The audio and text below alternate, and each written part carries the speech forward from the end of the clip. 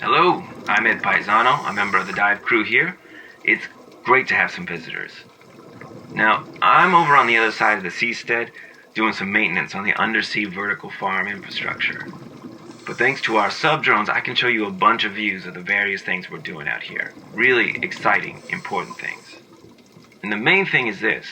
Here is a thriving, healthy, robust kelp forest. 20 years ago, when we had the great blob of warm water in the Pacific, a lot of us thought these were done for. Giant kelp dies off in warm water.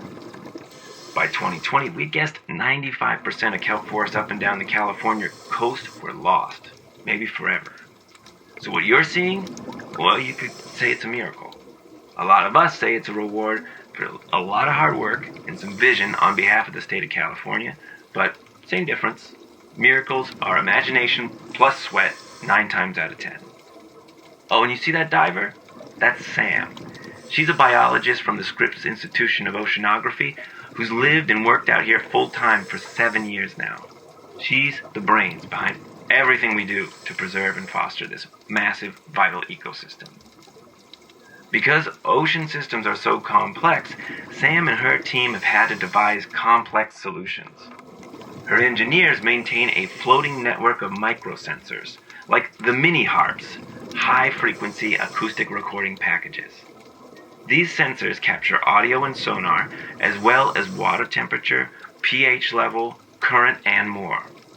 And all that data is fed into a persistent, live simulation of this part of the ocean that allows Sam's team to track in real time the interactions between all these layers of the biosphere and ecosystem.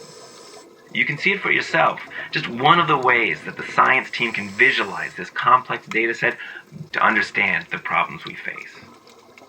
The big threats to the kelp forest that Sam and crew identified back in the 2010s were the triple hit of warming waters, sea star die-off, and an explosion in the number of purple urchins.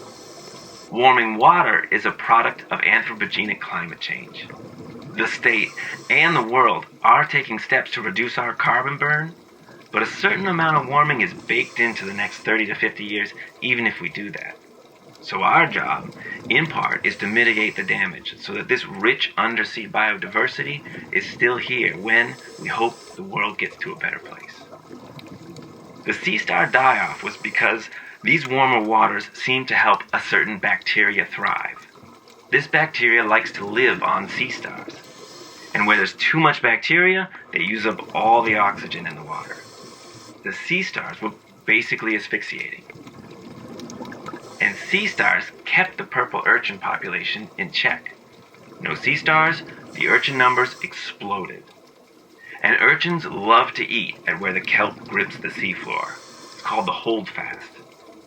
So too many urchins meant kelp forests being decimated, like clear-cutting the rainforest for cattle pasture. And this is about me too. I come from a family of Italian-American fisher people. My grandfather was an abalone diver.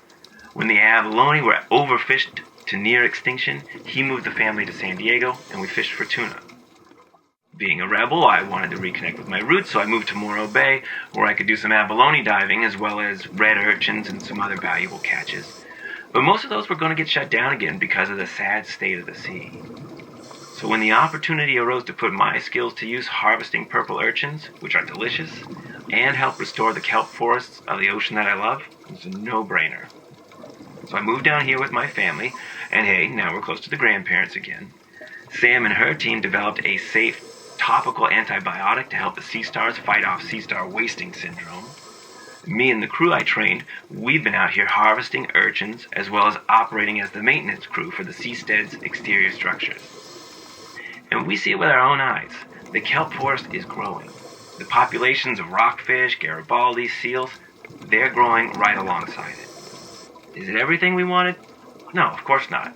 This is just one small part of a larger problem, and we're swimming against a pretty strong current. But I've got to say, we're getting to be pretty strong swimmers. A school, in fact. So we're glad to have you temporarily join ours. And we hope you can take what we've learned back to your community, that you can use it in your school. Thanks for being here.